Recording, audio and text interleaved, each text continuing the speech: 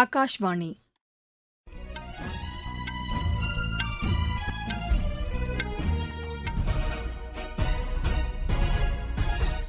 செய்திகள் வாசிப்பவர் லட்சுமி ராகவன். தலைப்புச் செய்திகள்: பல்லுயிர் பாதுகாப்பில் தமது அரசு உறுதியுடன் உள்ளதாக பிரதமர் திரு நரேந்திர மோடி கூறியுள்ளார்.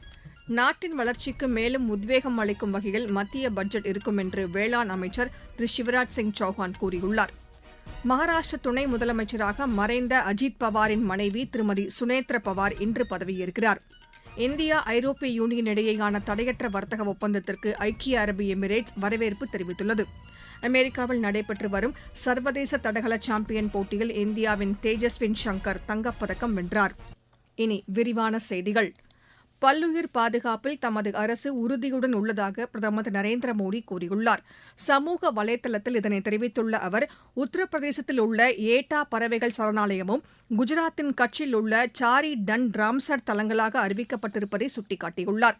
இதற்காக அப்பகுதிகளைச் சேர்ந்தவர்களுக்கு வாழ்த்துக்களை தெரிவித்துக் கொள்வதாகவும் பிரதமர் கூறியுள்ளார். ராம்சர் தலங்களை பாதுகாப்பதற்கும் தமது அரசு கூடுதல் முக்கியத்துவம் அளித்துள்ளதாகவும் திரு நரேந்திர மோடி தெரிவித்துள்ளார்.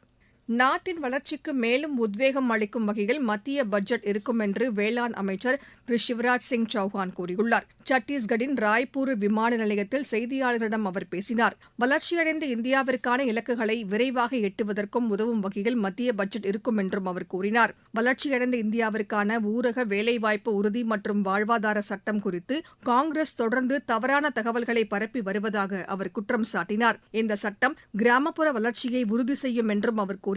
இந்த திட்டத்தின் கீழ் 125 நாட்களுக்கு வேலை வழங்கப்படும் என்றும் திரு சிவராஜ் சிங் சௌஹான் தெரிவித்தார். இதற்கிடையே மத்திய பட்ஜெட்டில் கல்விக் கடனுக்கான வட்டி குறைப்பு குறித்த அறிவிப்பு இடம்பெற வேண்டும் என்பது தங்களது எதிர்பார்ப்பாக உள்ளது என்று தமிழகத்தின் நாகை மாவட்டத்தைச் சேர்ந்த ஒருவர் எமது செய்தியாளரிடம் தெரிவித்தார். என் பேர் பென்னட். நாளைய தினம் பட்ஜெட்டை தாக்கல் செய்ய போகிறார்கள். அந்த பட்ஜெட்டிலே நாங்கள் சில காரியங்களை எதிர்பார்க்கிறோம். முதலாவதாக ஜுவல் லோன் காரியங்கள், அது பழைய மெத்தட் எங்களுக்கு ரொம்ப பிரயோஜனமாக இருக்குது. பழைய மெத்தடை இந்த ஏழை எளிய மக்களுக்காக இதை கொஞ்சம் நீங்கள் அப்டேட் பண்ணி கொடுக்கும்போது எல்லா மக்களுக்கும் அது பிரயோஜனமாக இருக்கும். அடுத்ததாக எஜுகேஷன் லோனு சம்பந்தமாக அதனுடைய வட்டி விகிதம் ரொம்ப அதிகமாக இருக்கிறதுனால நிறைய நடுத்தர மக்கள் எஜுகேஷன் லோனு கிடைப்பதற்கு ரொம்ப கஷ்டப்படுறாங்க. அதனால அதற்கான அந்த வட்டி விகிதத்தை குறைச்சி பாமர மக்களுக்கும் நடுத்தர மக்களுக்கும் அந்த எஜுகேஷன் லோனை சிரமமின்றி கட்டுவதற்கு அதுக்கான ஒரு வழிவகைகளை செய்து தருமாறு அன்போடு கேட்டுக்கிறோம். நாட்டின் வளர்ச்சியில் மகளிர் முக்கிய பங்கு வகிப்பதாக மத்திய சுகாதாரத்துறை அமைச்சர் திரு ஜே.பி. நட்டா கூறியுள்ளார். தேசிய மகளிர் தின ஆணையத்தின் நிறுவன தினத்தையொட்டி புதுதில்லியில் நடைபெற்ற நிகழ்ச்சியில் பங்கேற்று அவர் பேசினார். மகளிர் நலனுக்காக மத்திய அரசு பல்வேறு திட்டங்களை செயல்படுத்தி வருவதாக அவர் கூறினார். 5 கோடிக்கும் மேற்பட்ட பெண்கள் மற்றும் அவர்களது குழந்தைகளின் ஆரோக்கியம் இணையதளம் மூலம் கண்காணிக்கப்படுவதாகவும் அவர் தெரிவித்தார். தொலைபேசி வாயிலாக வழங்கப்படும் மனநல சேவை 20 மொழிகளில் தற்போது கிடைப்பதாகவும் அவர் கூறினார். மகளிர் மேம்பாட்டை கருத்தில் கொண்டே கொள்கைகளை மத்திய அரசு வகுத்து வருவதாகவும் திரு ஜே.பி. நட்டா தெரிவித்தார்.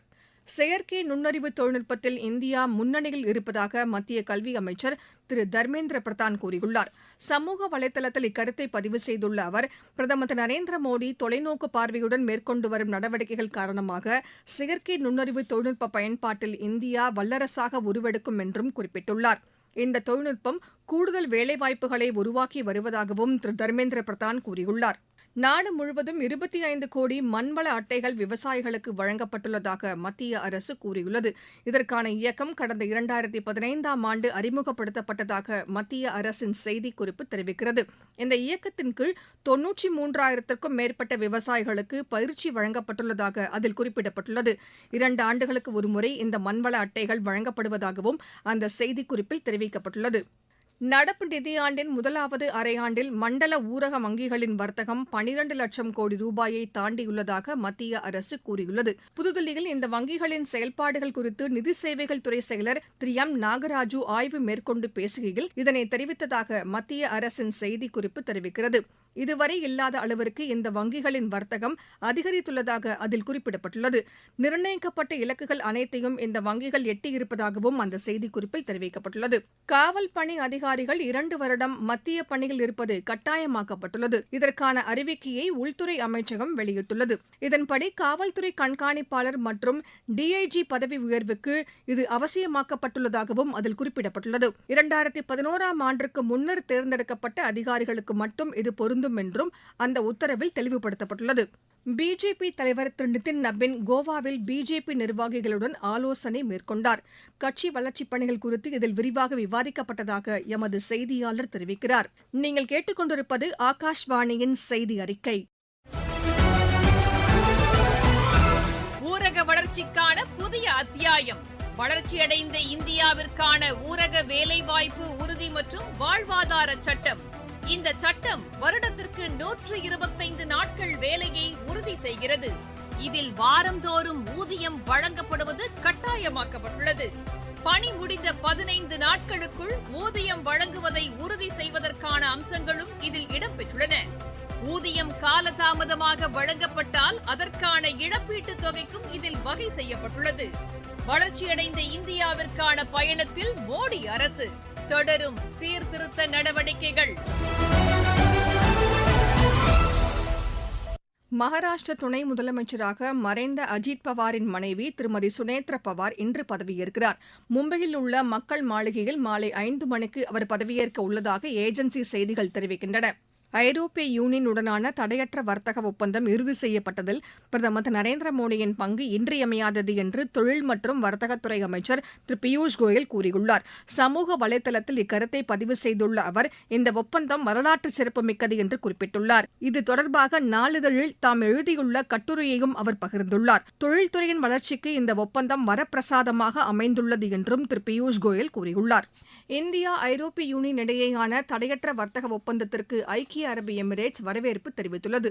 இந்த ஒப்பந்தம் முக்கியத்துவம் வாய்ந்தது என்று ஐக்கிய அரபு எமிரேட்ஸின் வெளியுறவுத்துறையின் செய்திக்குறிப்பு தெரிவிக்கிறது. இந்த ஒப்பந்தம் நீடித்த வளர்ச்சியை உறுதி செய்யும் என்றும் அதில் குறிப்பிடப்பட்டுள்ளது. வடகிழக்கு மாநிலங்களில் இதுவரை இல்லாத அளவிற்கு வளர்ச்சிப் பணிகள் மேற்கொள்ளப்பட்டு வருவதாக மத்திய அமைச்சர் திரு சர்பானந்த சோனோவால் கூறியுள்ளார். அசாமின் திப்ருகட்டில் நிகழ்ச்சி ஒன்றில் பேசிய அவர் வடகிழக்கு மாநிலங்களின் வளர்ச்சிக்காக மத்திய அரசு நிறைவேற்றிய திட்டங்களை பட்டியலிட்டார். சிறந்த நிர்வாகத்தை பிஜேபி தலைமையிலான தேசிய ஜனநாயக கூட்டணி உறுதி செய்துள்ளதாகவும் திரு சர்பானந்த சோனோவால் கூறினார். உத்தரப்பிரதேசத்தில் நீர் மேலாண்மை பணிகளுக்கு கூடுதல் முக்கியத்துவம் அளிக்கப்பட்டுள்ளதாக மாநில நீர்வளத்துறை அமைச்சர் திரு ஸ்வதந்திரா கூறியுள்ளார். இன்று ஜான்சியில் 36 கிராமங்களுக்கான நீர் மேலாண்மை திட்டத்தை தொடங்கி வைத்து அவர் பேசினார். இதன் மூலம் கிராமப்புறங்களுக்கு சீரான தண்ணீர் விநியோகம் உறுதி செய்யப்பட்டிருப்பதாகவும் அமைச்சர் தெரிவித்தார். ஜார்க்கண்டில் உள்ள 5 கிராமங்களில் தடை உத்தரவு பிறப்பிக்கப்பட்டுள்ளது. கும்லா மாவட்டத்திற்கு உட்பட்ட இந்த கிராமங்களில் 18 யானைகள் நுழைந்துள்ளதாக கிடைத்த தகவலை அடுத்து இந்த உத்தரவு பிறப்பிக்கப்பட்டுள்ளதாக அம்மாநில அரசின் செய்திக்குறிப்பு தெரிவிக்கிறது. இந்த தடை உத்தரவு வரும் 15ஆம் தேதி வரை அமலில் இருக்கும் என்றும் அதில் குறிப்பிடப்பட்டுள்ளது. ஆந்திர சட்டப்பேரவை கூட்டத்தொடர் வரும் 11ஆம் தேதி தொடங்கும் என்று அறிவிக்கப்பட்டுள்ளது. அன்றைய தினம் பிற்பகல் அலுவல் ஆய்வுக்குழு கூட்டம் நடைபெறவுள்ளது. இந்த கூட்டத்தொடரை எத்தனை நாட்கள் நடத்துவது என்பது குறித்து விவாதிக்கப்படும் என்று எமது செய்தியாளர் தெரிவிக்கிறார். சீனாவில் பாதுகாப்பு படையைச் சேர்ந்த 2 மூத்த ராணுவ அதிகாரிகள் பதவி நீக்கம் செய்யப்பட்டுள்ளனர். பல்வேறு முறைகேடு புகார்களை அடுத்து இந்த நடவடிக்கை எடுக்கப்பட்டுள்ளதாக அந்நாட்டு தேசிய பாதுகாப்பு அமைச்சகத்தின் செய்திக்குறிப்பு தெரிவிக்கிறது. அவர்களிடம் விசாரணை நடைபெற்று வருவதாகவும் அதில் குறிப்பிடப்பட்டுள்ளது. அமெரிக்காவில் நடைபெற்று வரும் சர்வதேச தடகள சாம்பியன் போட்டியில் இந்தியாவின் தேஜஸ்வின் சங்கர் தங்கப்பதக்கம் வென்றார். ஆடவர் உயரம் தாண்டுதல் பிரிவில் அவர் இப்பதக்கத்தை கைப்பற்றினார். அமெரிக்காவில் நடைபெற்று வரும் சர்வதேச ஸ்குவாஷ் போட்டியில் இந்தியாவின் அனாஹத் சிங் அரையிறுதிக்கு முன்னேறியுள்ளார். மகளிர் ஒற்றையர் பிரிவு காலிறுதி ஆட்டத்தில் அவர் 8-11, 8-11, 11-7, 11-8, 11-7 என்ற செட் கணக்கில் எகிப்தின் சனா இப்ராஹிமை வென்றார். இந்தியா நியூசிலாந்து இடையேயான 5வது மற்றும் இறுதி டுவெண்டி கிரிக்கெட் போட்டி இன்று திருவனந்தபுரத்தில் நடைபெறுகிறது. மீண்டும் தலைப்புச் செய்திகள். பல்லுயிர் பாதுகாப்பில் தமது அரசு உறுதியுடன் உள்ளதாக பிரதமர் திரு நரேந்திர மோடி கூறியுள்ளார். நாட்டின் வளர்ச்சிக்கு மேலும் உத்வேகம் அளிக்கும் வகையில் மத்திய பட்ஜெட் இருக்கும் என்று வேளாண் அமைச்சர் திரு சிவராஜ் சிங் சௌஹான் தெரிவித்துள்ளார். மகாராஷ்டிர துணை முதலமைச்சராக மறைந்த அஜித் பவாரின் மனைவி திருமதி சுனேத்ரா பவார் இன்று பதவியேற்கிறார். இந்தியா ஐரோப்பிய யூனியன் இடையேயான தடையற்ற வர்த்தக ஒப்பந்தத்திற்கு ஐக்கிய அரபு எமிரேட்ஸ் வரவேற்பு தெரிவித்துள்ளது. அமெரிக்காவில் நடைபெற்று வரும் சர்வதேச தடகள சாம்பியன் போட்டியில் இந்தியாவின் தேஜஸ்வின் சங்கர் தங்கப்பதக்கம் வென்றார். இத்துடன் இந்த செய்தி அறிக்கை நிறைவு பெற்றது.